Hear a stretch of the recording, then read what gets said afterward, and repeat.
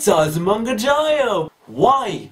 Why in the name of God do I keep putting these girly shows about high school and crap above the manly action animes? Yes! Anyways, Osmongadio is a very, very early anime for me, as in like, this was the first like slice of life anime, and I'd never seen an anime of this type. I'd never seen an anime that has like no plot, no action, none of that kind of crap. Like apart from this anime, the only kind of thing I had seen was really like kind of Pokemon, Dragon Ball Z, and that odd episode from that one anime that I'll talk about later.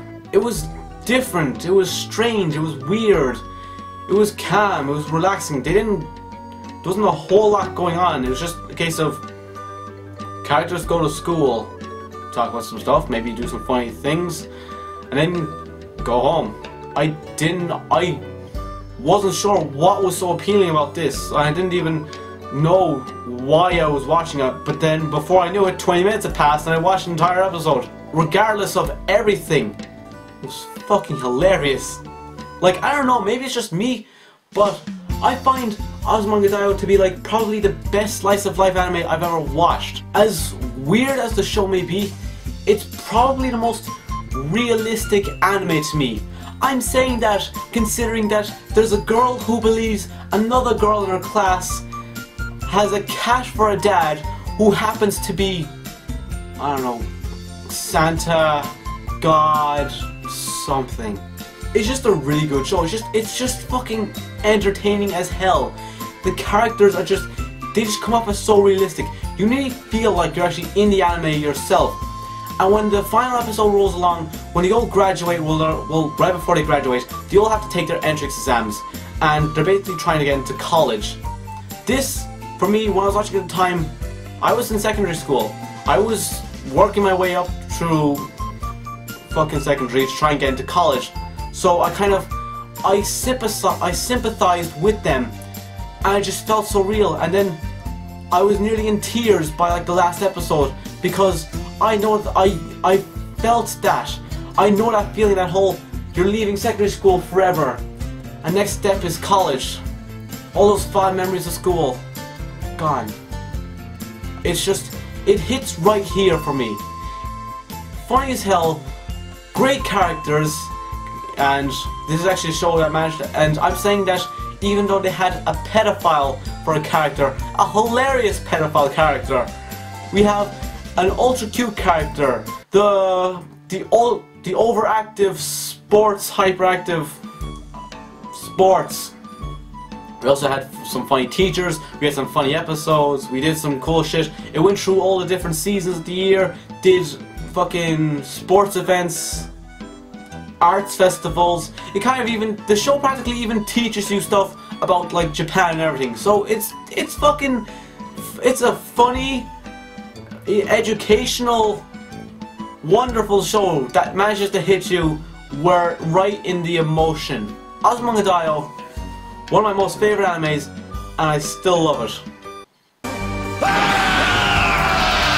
Hey, what time is it? Oh wait, that's right, it's alchemy time. So, one thing you may have, if you're a long-time viewer of mine, you might have figured out that I'm particularly interested in a particular anime about science. So damn good that I wanted to buy the complete collection of it. But when I saw the price, I was like, whoa, no. How expensive was the complete collection? Well, let's just say it would have costed me an arm and a leg. Haha, that was fucking horrible. Okay, that's not entirely true, but what is true is that Fullmetal Alchemist is one of the best animes I have ever watched, and Vic Mignogna is probably one of the hottest voice actors I have ever seen. No homo. So what's so good about Fullmetal Alchemist? People die, characters and development and shit. Roy Mustang's a pervert.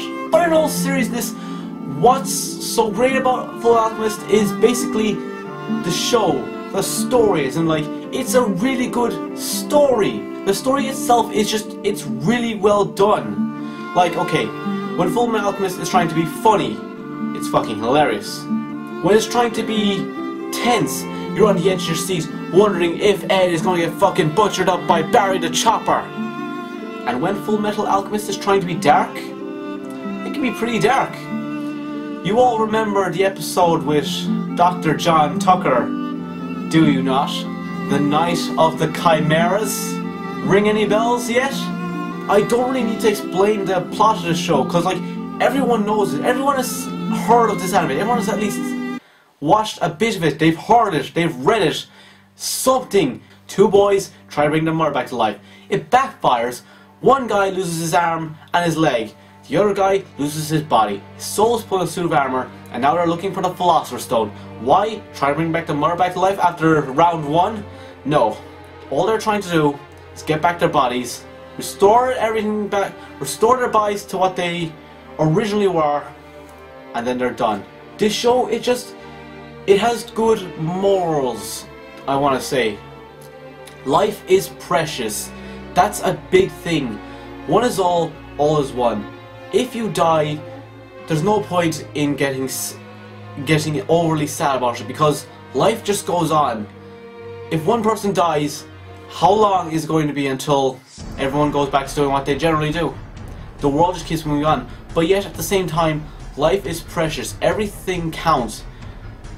That Fullmetal Alchemist taught me that all life is precious.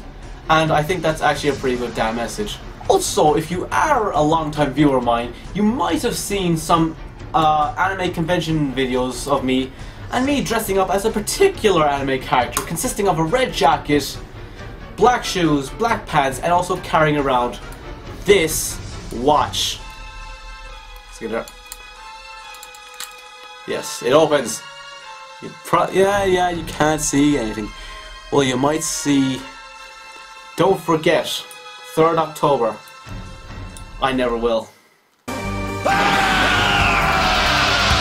Now, number 3 is the last of those animes where I'm like, oh, this was an anime that I watched as a young child, but I didn't even know it was anime, but it was fucking good. Number 3 is Card Captors. I remember years ago, coming home from school, sitting down in front of the TV, Pokemon would come on, watch Pokemon, but then this other show would come on. A show about a magical girl capturing cards. Card Captors was that show. Pure nostalgia for me, people. As in, like, okay, it really isn't like the best show. As in, like, some of the voice acting isn't up to standard. There are some major serious plot holes. It's not like the most action-packed character development show ever. But I think I'm being a little bit blinded by nostalgia kind of stuff. It was just so cool. It was just such a good show. There was something. Card Captors was just that show that made me say, what if? Like, why? How is this cartoon so good? Why is it so much better than other cartoons I'm watching? Why am I interested in this plot thing? Why am I interested in these characters? They're more than just some slapstick humor. It was just a sweet adventure. An adventure about a girl collecting cards. Like, for me, Card Captors is the definition of classic for me. As like, whenever I think of an old cartoon that I love, I instantly think Card Captors. It was just cool to me. I didn't care what anyone else think. I just loved watching this show when I was younger. Like, even like the powers that were in it were cool. I mean, like, we have all the elementals, a flying card, sword, a labyrinth. There's like a spell to like do everything nearly in the show. Also, speaking of the cards, that's also another thing I need to bring up. Okay, like in one episode, Sakura uses the big card to basically become a giant, and then she fights a dragon right outside the city. And I find it interesting how no one spots any of this. Okay, there's a giant girl. Okay, it's nighttime, yes, but is it a case of, I don't know, when the clock hits 11 PM or something like that, every single person in Japan goes to bed and don't pay any attention to that noise come outside. What's that? Sounds like there's a dragon shooting fireballs out there. Nah, just don't fucking pay attention to that. There was an episode where the landscape was ripped to shred by the Earth card. Everything was just torn apart. There were massive pillars of Earth everywhere. And no one questioned any of this. Even in an early episode, Sakura goes to, a museum at night to try and capture another card. And her friend Madison comes along. And that means Madison's bodyguards drop her off at a museum late at night. And they don't question why she's there with her friend. They're dressing up in outfits and they don't find any of this suspicious. It's just, oh my god, there are so many plot holes. It's like, someone should notice this. What is wrong with this anime? But, flawed as it may be, it's just fucking blissfully entertaining to me. Also, if you did watch the Card Captor series, most likely you knew the chant because you memorized it. Actually. O key of Clow, power of magic, power of might, surrender the wand, the force ignite! Release! Oh yeah, now that's what I'm talking about. I am not a fan of mecha anime, but this is the exception. This is more than just some regular old anime.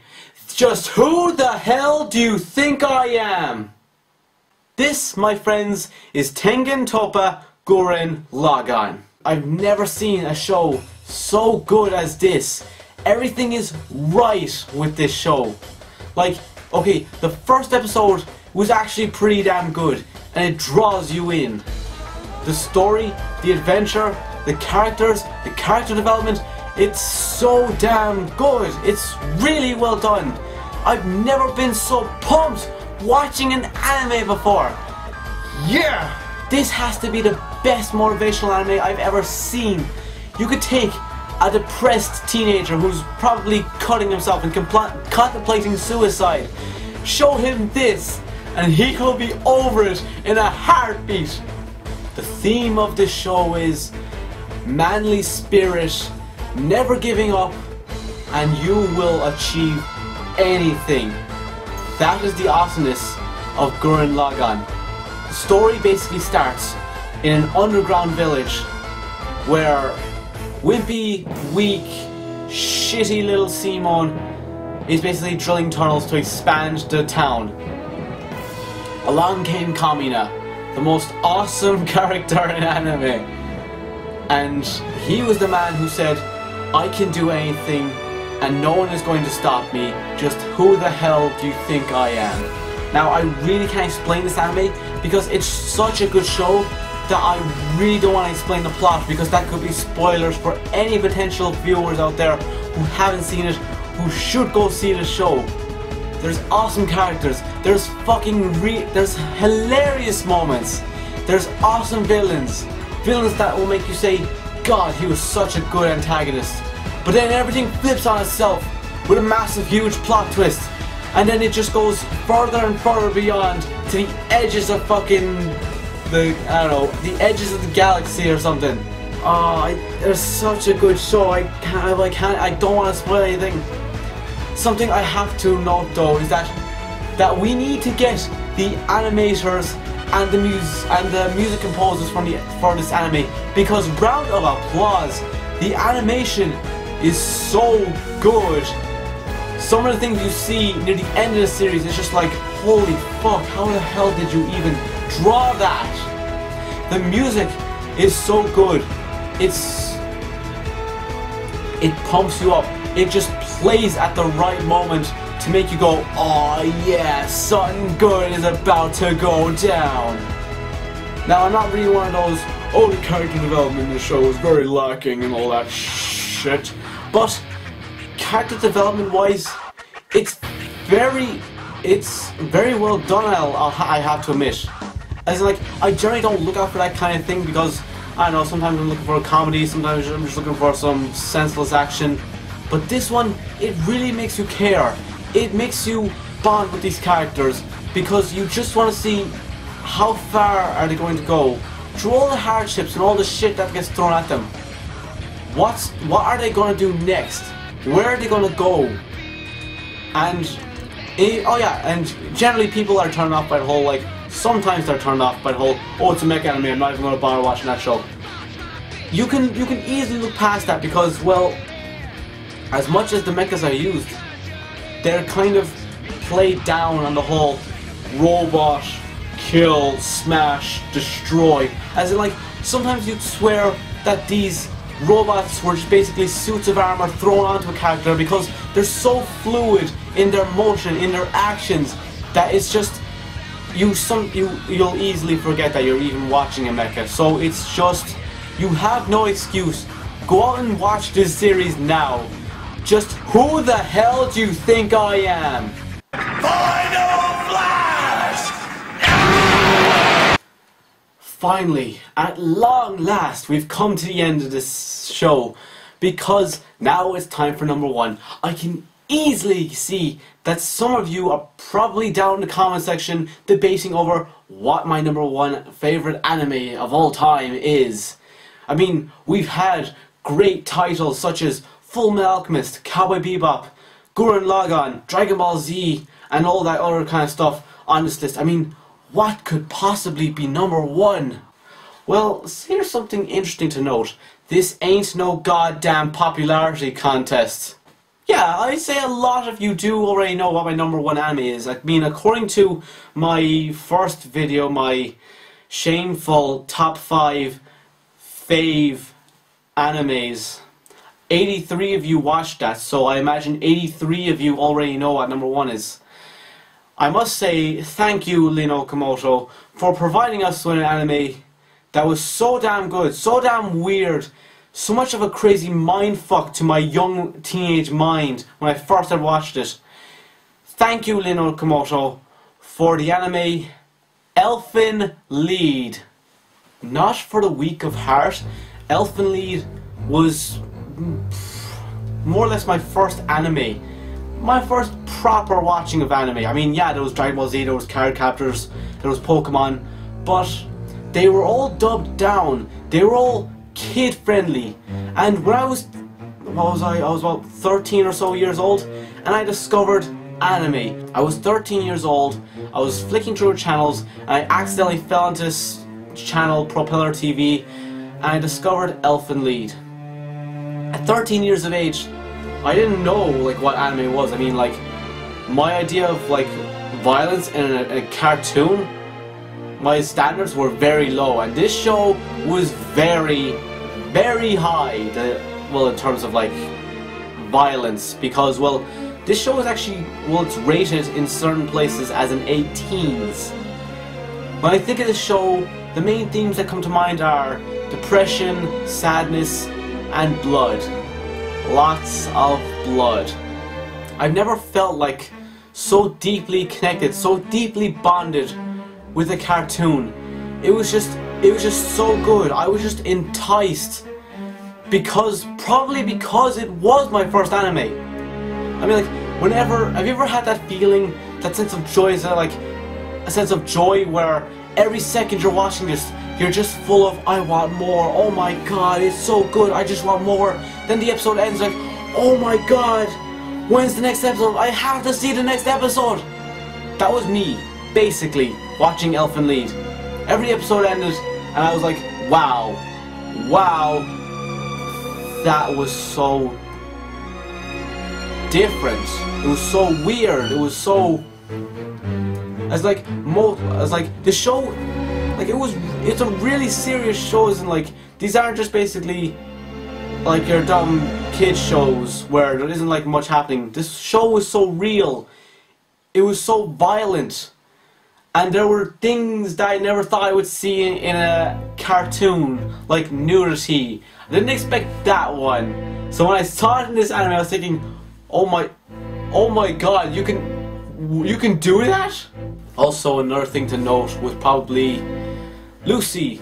The character who just destroyed my mind and made me forever think, do you know what?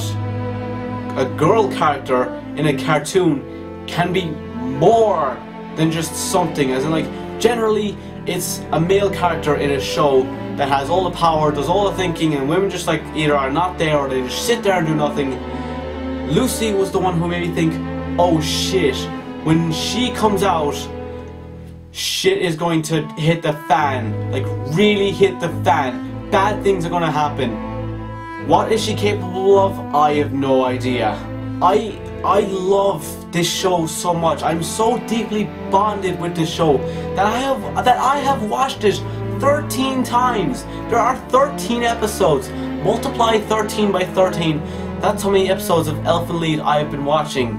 Over and over again, yes. And as much of a whore as I am for the show, here's a quick taste of what I do have.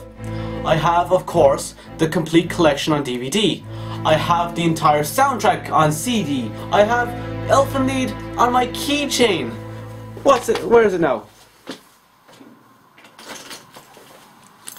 Elfen Lied on my keys. I have Elfen Lied on my wall. I have Elfen Lied as my avatar for YouTube. I even have, somewhere in here, I'm not gonna bother getting it out anyway, an Elfen Lied t-shirt that I bought off of eBay. I'm just completely fascinated with this anime. Talk to my friends, they'll tell you as well. I was gutted by the fact that there is no season 2 of Elfen Lied. And there have been assholes on the internet, on YouTube, who have put up fake, oh my god, I heard that they're making season 2 of Elfen Lied. I got this fact from a special site that I know. And then they make fake trailers, and then I'm just fucking falling for it. And then I'm like, there's no season 2.